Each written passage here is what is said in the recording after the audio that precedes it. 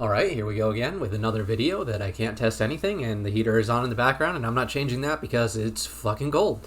So today, we will be reviewing The Wolves of Eternity by Karl of Knausgaard, which my second, or rather, is the second book in the Morningstar series, of which the first was the first video that I ever recorded and uploaded.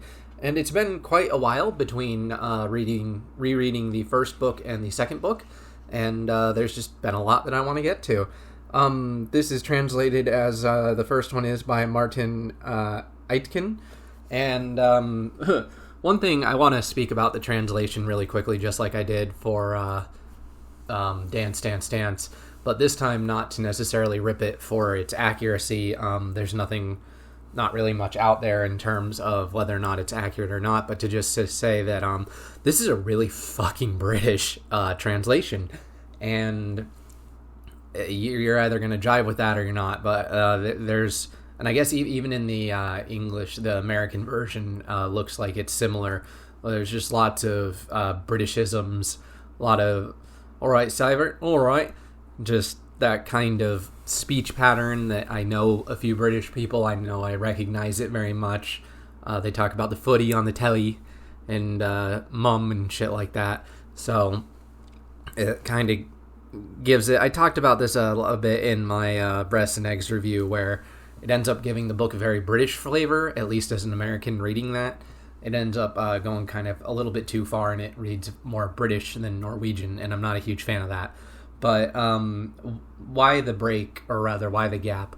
And there's just been a lot that I want to read, but due to the circumstances that occurred in my print-on-demand woes video, I ended up getting the School of Night way earlier than I was originally planning on getting it. So it behooved me to go back and actually go ahead and read through the second one, because I actually do like the second book more than the first, which I know is a bit of an unpopular opinion, but I find the changes more to my taste. So what are those changes tie into the plot summary, because where the Morning Star featured a huge cast of different perspectives and you'd bounce back and forth between them, The Wolves of Eternity is really focused on one character. I think it's pronounced Sivert, and about 500 pages of this 800-page book are dedicated to him, whereas most of the other 300 pages are dedicated to his sister, his Russian sister, you find out later, whose name is, and that's not much of a spoiler because it's on the back of the book, Alevtina, although God knows if I'm pronouncing that correctly. And it, the first 420 really pages follow Sivert coming back just after the Chernobyl incident. He's in Norway, but obviously Norway being close to Russia, it's big in the news. The Soviet Union is still going on then, and Sivert comes back home after his military leave, or rather after doing his military stint where he worked as a chef, and he's trying to figure out a new place. He doesn't have a job. He's living at home with his mother. His younger brother is a little bit off, and he doesn't quite know how to communicate well with him, and he's just trying to find sort of work and a sense of purpose, and stuff like that. And especially being someone who's fairly, what as an American I would call right-leaning, he sort of believes very much in free market and independent people, doesn't believe in handouts, is very aggressively against anybody who's socialist or communist, which, granted, at the time, being communist meant something completely different than I think it does now, and especially probably means something different in Norway to what it does in the US. But nonetheless, he kind of has a very self-centered attitude. And, well, one of the things that I guess I just do want to say about the book is Sivert is very dense in his own way. He's not the brightest light in the sky.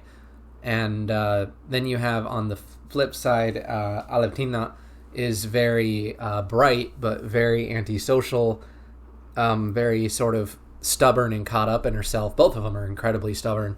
And in a lot of ways, they're not the most likable people.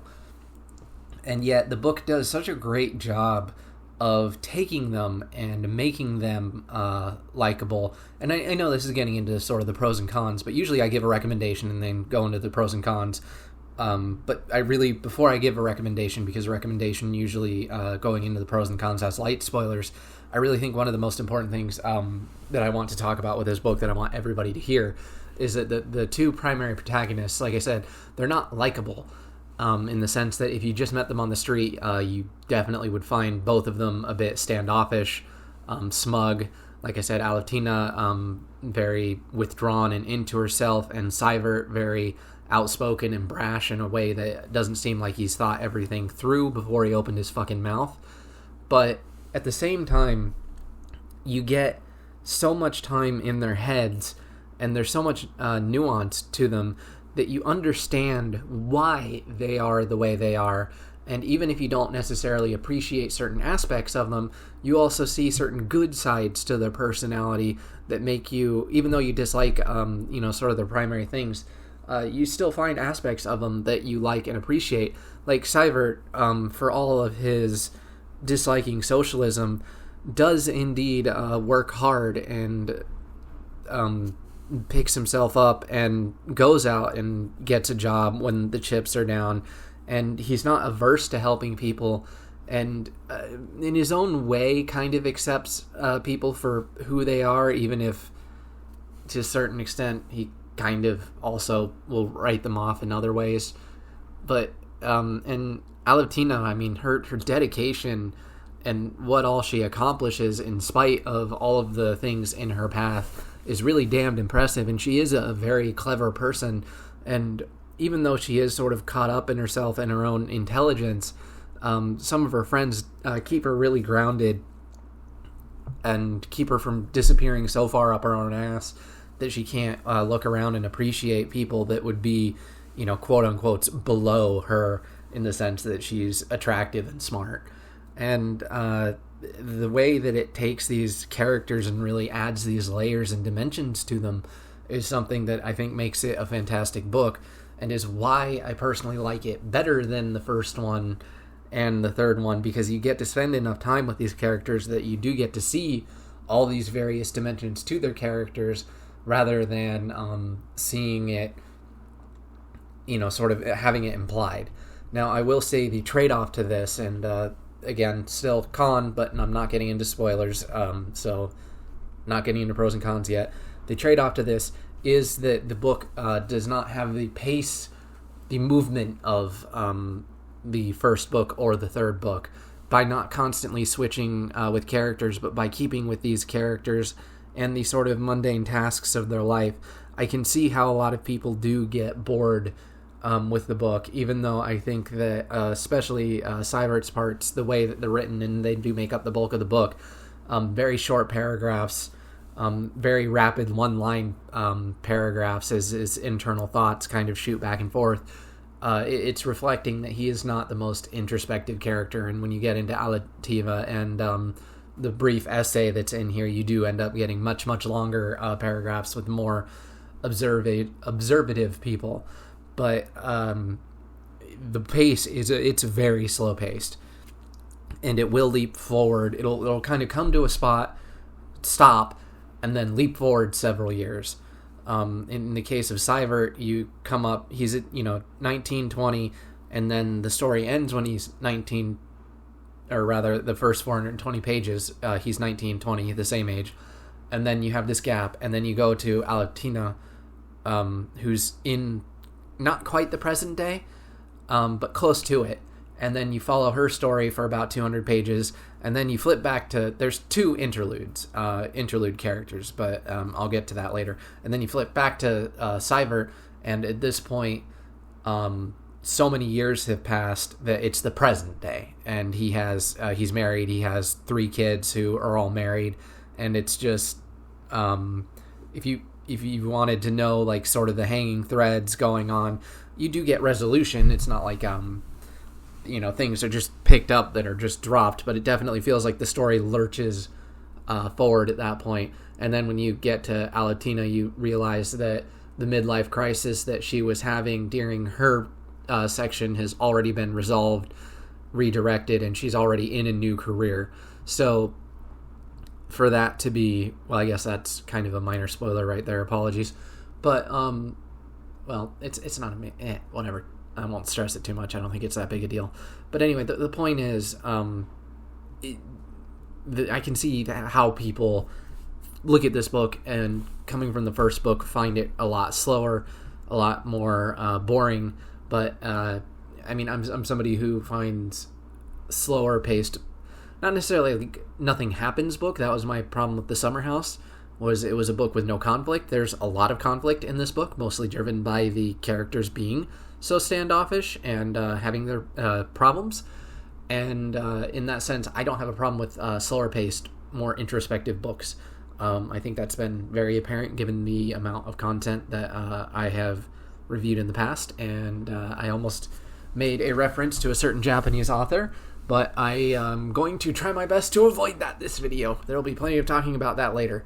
So anyway, would I recommend this book, or to whom would I recommend this book? I mean, this is the second book in the Morningstar series. It's not a series in the traditional sense that the story progresses linearly. On the contrary, aside from the first and third books, I think of it more as a universe in which it's a fictional setting. Well, okay, it's a real place. It's a fictional version of a real setting where this fictional event happened, and most of the books follow different characters and follow different aspects of it. So you could conceivably start with the second book, but there's no reason to. I think the first book gives you a much better introduction to the series and Knausgaard's writing and everything. So really, I mean, if you've read the first book and you liked it, then pick up this one. If you read the first book and you didn't like it, it's really difficult for me to see this being the book that will change your mind, considering I feel like it doubles down a lot on these sort of slower, more introspective aspects of the first book, which are going to be more abrasive to a lot of readers. So moving into the pros and the cons, I already mentioned pros, the way the characters are portrayed, possible con, this sort of slower pacing. I don't have a problem with it, but that's going to be up to the individual. In sort of, again, pro-con type territory, depending on where you are, is how Seibert's character is written. Because, again, it's an 800-page book, but it does not read like an 800-page book. Because, as I said, so many of Seibert's paragraphs are so short, and there's so many rapid-fire thoughts in his head where it's just line, line, line, line, line, line, that you can read through a dozen of his pages, and the plot will not have you can read through like 12 of his pages in a few minutes, and it will just keep moving forward. And that's a good thing, in the sense that, like I said, lacking the shifting perspectives, it can run the risk of feeling slow for a lot of people. So for those types of people, it will be a good thing. For those people who don't mind the longer paragraphs and want, frankly, even more introspective character than Seibert, they will find it kind of annoying. And I can understand, like I said, how a lot of people will find Seibert to be a very annoying person. He is very brash, he is very self-centered, and even when he grows up, continues to have a lot of those traits, even if they are refined into something that's more outwardly socially acceptable. But so the pros is definitely, it's going to depend on you. I still personally really like it, and I really appreciate the fact that each character does read so differently. That's one of the challenges, the biggest challenges with writing first-person, multiple perspectives, is making sure each one sounds distinct and unique. It's something that really, when you're writing multiple perspectives, you should try to do, but which a lot of authors struggle with or don't even attempt, which, I'm not panning those authors for that, because most of them stick to third person. So if you're just writing like a third person omniscient narrator, then obviously it doesn't matter whether or not the voice changes much between the characters. Third person, it should ideally change a little bit, but when you're writing first person, because it is written in that character's voice, there's no excuse not to also have the prose and the feel change between characters. And in that sense, Knausgaard pulls it off perfectly. Like I said, it's reflected in the writing style Seibert's short, quick thoughts, Alevtina's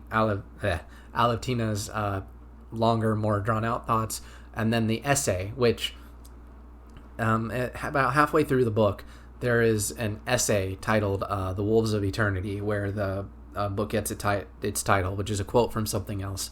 And this essay is absolutely fantastic, and it ties into what I view as the big prose of the book is the themes and the way that the themes are explored. Obviously, I mean, that's super subjective to everyone, but I love this introspective philosophy that is focused on sort of individual personal ethics. And it's a bit too early to get into the themes, so I'm not going to touch on that quite yet. But the prose that I love so much are the themes, and the essay that takes place in the book is really thought-provoking to me, and I really enjoyed it. And I think I would have enjoyed it even had it just been a nonfiction essay published by Knausgaard himself. But as it stands, it's a fictional essay by a fictional character, but nonetheless references many real-world pretty much entirely real-world events and people, and yet the things that it talks about are so out there that it feels borderline fictional, which the fact that it's not is all the more absurd, which really I think is one of the benefits to fiction that goes a lot unsaid, is fiction's ability to play with your perception of what is real and what isn't, by the fact that because we know it's unreal, it can make the real seem all the more surreal by extension. In terms of another con, I mean, if you're approaching... Okay, the book doesn't really stand on its own in the sense that it has a beginning, middle, and end that's satisfactory. It doesn't...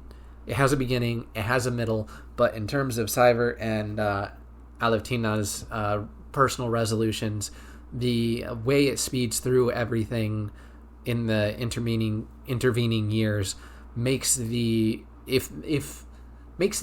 resolution of the primary conflicts that are brought up in this specific book feel unsatisfying. But that's where I feel that the fact that it is a series, and in the broader context of the series, I'm willing to give it the benefit of the doubt, because I assume that this isn't necessarily the last that we're going to see of these characters. Not that I assume that we'd necessarily get like a whole other book going into the problems to this extreme.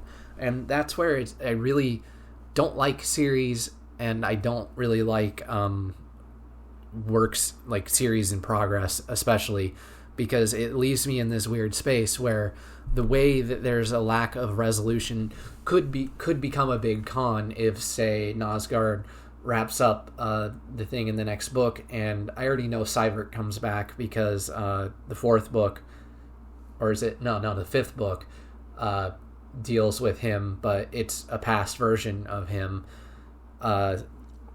so I don't know, or rather past relevant to now. It's like 1976, whereas the book itself starts in the book is 1986. I don't know. Oh my god, it might be its dad. Anyway, the point being that if we never... I know in the third book you return to Seibert anyway, but the point being, if we never get a proper closure and resolution of these characters' arcs, then obviously it becomes a negative, a con, very much so. But as it stands, everything is satisfactory enough that it feels satisfying, because you know that it's going to continue. The broader mystery is going to continue. And in a way, I really do appreciate the sort of standalone nature of most of the books in this series, and how they're exploring this topic from so many different angles, because I don't like that reliance on continuation for potential payoff, but nonetheless it is present here, and that's impossible to ignore. So not a huge fan of that. Otherwise, yeah, not much to say, because again, the book being focused on two people so much is going to be a huge negative to, well, I shouldn't say it's going to be, it already is a huge point of conflict, because most people seem to prefer the broader cast of characters, and I'm on the other side. I prefer the more focused, smaller cast. So moving on into the themes, where we go sort of full spoilers, and that is to say, the theme continues on, and is the theme across the whole series, and that's death and our relationship with death. Seivert is very connected. Well, Seivert and Alevtina both, since they are brother and sister, their father died. Alevtina doesn't know this, neither does her mother, and it sort of remains a mystery, whereas for Seivert, his father died when he was 11, and when one of the things that he learns when he comes back is that his father was actually planning on leaving his family and his mother for someone else, and it's not until he's fucking around in the garage going through some old things that he finds letters and is able to and the letters are in Russian, and he pieces together that his dad has had a Russian lover. So in this sense, Seivert ends up spending a lot of time thinking about death and life and cells and what make up the body, because of the radiation coming in from Chernobyl. And one of the things that is interesting about Seivert as a character is, on the surface, he is very much not the kind of person that you would expect to be having these thoughts. He's kind of a jock. He talks way before he thinks. And when it comes to anything that involves thinking 2 steps ahead, he is utterly incapable of doing so. And a lot of the things that he believes pretty much just because. If you asked him to get into his own thoughts or his own thought process, his brain would probably shut down. But at the same time, that doesn't mean that he doesn't have these thoughts about what it means to be alive, what it means to die, or what any of this really means in the broader scheme of things. So in that sense, Seivert represents a very sort of, I don't want to say layman because that sounds mean, but a sort of a specific type of view and perspective and approach to the topic of death. On the flip side, you have Alevtina, who, as a graduate student, studied biology and semiotics, and the relationship between systems and life, and what we think of as life and what we think of as communication. And one of the things, just to sort of go back a bit to what I was saying in the pros cons about the benefits of fiction, is that you can see something that mirrors your own thoughts conveyed in a different way, that makes you really start to, by comparing the two, appreciate exactly what it is that you've been thinking about, or really can help give voice to some of the thoughts that you've had in your head. So, for instance, there is a point where Alevtina is thinking about evolution and whether or not it's possible for things to have evolved in such a way as they have, that it seems like there's a design or a will behind it. You may know this. It's not mentioned in the book, but it's creation by design, or creationism, creation by design, a grand design that basically argues that the world is too complex to have been made by chance, that there must be some sort of will behind it. And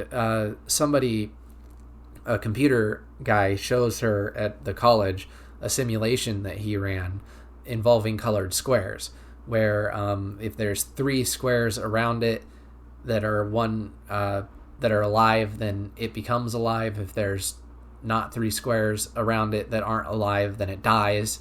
And he makes a few that are alive, and he sets off the simulation. And after a while, the simulation starts to seem like it's moving with a will of its own and making patterns, and you can recognize the patterns in it and what's going on. And then he deletes it, starts over again with a different set of starting points, and it does it all over again. And the longer it goes, the more it really starts to seem like there's a will and conscience behind it all. But really, it's just a sequence of simple instructions repeating over and over and over and over and over. And this ties into like my personal thought. I was thinking of it in terms of corporations and how corporations can feel like a living entity at times in the way that they act and the actions that they can take. But at the same time, a corporation is not a living entity. It doesn't have a consciousness or will of its own. To put it another way, if your internet service provider shuts down your internet, you can call your ISP extremely pissed off, but it's not the tech support guy who shut off your internet. It's not the executive who shut off your internet. It's not his manager who shut off your internet. Your internet just got shut off. Even the person who shut off your internet was just following instructions. And really, that's the thing. A corporation is really just a bunch of simple instructions that, when followed and repeated over and over and over on a large enough scale, start to reflect something that seems like a will and a living being unto itself when it's really not. And seeing that particular example in the book with the computer and phrasing it that way really helped me nail down that thought, not just of corporations, but a lot of other things in life, in the way that systems can appear to have a will, but in fact are just instructions running and repeated over and over and over that can't be reasoned with, that can't be appealed to, because there is no deviation in those instructions. It's just instructions. So, and that was the first time that I read it. Reading through it this time, the essay, The Wolves of Eternity, the thing that I really took away from it, and talking about the theme of death so much, is how it made me really start to appreciate death as a release, not in the sense that I necessarily want to die or anything, but the book talks about dogs' heads that were preserved, and Russian scientists who would preserve dogs' heads up to 24 hours after being disconnected from the body. And one can only imagine what that head must have experienced, what the brain, the suffering, the pain, the agony, whatever, must have experienced. And the whole essay is about this sort of search for immortality, and the idea of immortality shifting from the realm of the divine back into, from the realm of the divine, but when people truly believed in that, to the more modern, the modernist thinking that neither the divine was real nor necessarily would science accomplish something like immortality, into something that where nowadays it's popping back up. And even I've seen talk of gene editing, talk of going into DNA and adding more dead data so that when DNA replicate, when your genes replicate, there's more dead data to trim, and how this could theoretically extend lifespans and things like that, where immortality has sort of re-emerged as a thought, but in the sort of scientific concept. And it makes me think about, how so many people view immortality as a good thing and something that they want. And I've always been skeptical of that personally, but particularly when talking about the dogs' heads, it made me think, like torture. If you're torturing a prisoner or something, at the very least, the only thing that exists for that prisoner at the end of it all is death. And imagine if you could never die and you were just constantly forced back into the same hell of existence. Most suicides, not that I advocate for it, but there are suicides who truly feel pain nonstop, and that utterly against their will they could be revitalized. That in fact will could basically be completely removed from the equation, and life becomes something that is actually beyond your control. More so than it is now, because in essence what we have now is a situation where we cannot control how long the ultimate length of how do I phrase this? We can't control our life insofar as we can sort of choose when we live, but we can choose when we die. There's a smarter way to say this, and I'm just completely botching it. Give me a second here. Well, the best way that I can think to say it is, when your time comes, but you do have the choice to make your time come early. But and that is ultimately the one control you have over your life, is when to end it. At least as long as you want to end it before their time comes. But this would take that away from you. It would just turn your life into a biological function that even if you wanted to terminate, someone else could come along and sort of revive you, which is a horrifying thought in multiple reasons. And it really makes me appreciate how much death really gives of value to life. And the book talks about, carrying death with us and how we face death. Even the previous book being The Morning Star, and talking about Lucifer. And the Morning Star approached it a lot more from a Christian perspective, hence The Morning Star, a reference to potentially Lucifer, but also something, also potentially Jesus. The analogies are there. Whereas The Wolves of Eternity takes a more scientific approach to death and talks about the expectations there, and whether or not immortality is something that we could conceivably attain, and is that really something that is worth it considering. And this is kind of the flip side that Alevtina's whole section really ends up being about, which is how little we really know or understand of life. Her whole studies in biosymetics are basically about whether or not there is a kind of consciousness in the forest via these little fungi that connect at the roots of trees. And they don't just connect, basically they connect into the tree, and they help the tree digest certain energies sources, and then they also can take nutrition from the tree as well. So it's a symbiotic relationship.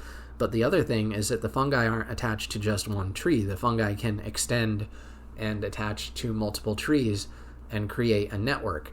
So the question then posed is whether or not this creates a kind of communication system amongst the trees, and whether or not the forest actually has a way of communicating unto itself. There's a lot of questioning in this book about the origin of life as well, because one really can't talk about death or question death without first understanding life. And that's what this, or at least Alevtina's parts, really focus on, is the origin of life, trying to approach it and understand it scientifically, and trying to understand sort of humans' place and humanity's place in this sort of broader theme, and really highlights how we look at the world in such a human way, and yet what happens in the world, what happens among the trees, what happens among other creatures, and the way they view the world is going to be so fundamentally different to the human perception. And yet it's not so much that we are trapped or defined by our human perception, so much as the fact that we are happy to view the world as though ours is the only way to view it.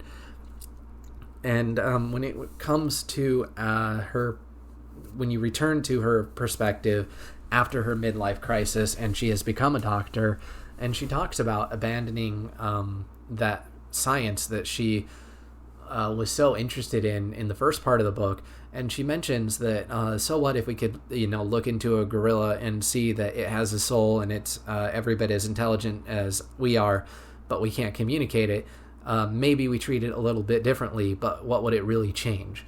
And it's such a cynical way of thinking about things, but at the same time I can't help but see a certain element of truth to that, in the sense that take pigs, for instance, or octopi or cows, which we know to be very intelligent creatures in their own right, way more intelligent than we give them credit for. In fact, generally speaking, pigs are smarter than dogs, and yet the idea of eating a dog is abhorrent, but the idea of eating a pig is perfectly fine. And so the question is, even if we are aware of that intelligence that's going on there, how much is it really going to impact our behavior? because we are so set in our ways and so used to thinking of things from this strictly human perspective. And it's a cynical way of looking at things, but I don't necessarily think that there's not a lot of truth to it. But I think the most important thing is that it really makes you think. And that's what I like about these books. I mentioned it in The Morning Star, and rereading this book as well, The Wolves of Eternity. I have not read one of these books and not come away from it without something to think about, or something that really distracts me and makes me think quite a bit about sort of life and my existence and the place in it. And it's for that reason that these books mean a lot to me, because I find these sort of philosophical musings not only interesting in their own right, but much like I talked about with the simulation of life, the origin of life, with the seeds, with the living and dead on the computer, and how it can appear to have a will, it can give sort of jumping off point and context and juxtaposition to a lot of my own thoughts and my own modes of thinking. So in that sense, this series continues to be very special to me. And like I said at the start, or like I said in the Morning Star video, it's probably my second favorite thing that I've read, below like some of Murakami work. Like Murakami is my favorite author. Second so far continues to be Knausgaard for these fantastic stories. So that pretty much wraps up my review of The Wolves of Eternity. I feel like I have not scratched even a quarter of the thoughts that I have, but that's kind of the rough thing with this format, is if I really want to go into detail, if I really want to get in depth on certain things, then I would really need to sit down and write and plan things out and plan out an essay. And if I'm going to do that, I'm going to do it to a standard that I'm happy with, and that would be something I would rather try for academic recognition rather than just uploading to YouTube. But this is One Cheek Books for a reason, to put it another way. So next up on the list are going to be some shorter books, and then it'll be on to The Third Realm, so that I can finish that one up and then get on to The School of Night. So see you then.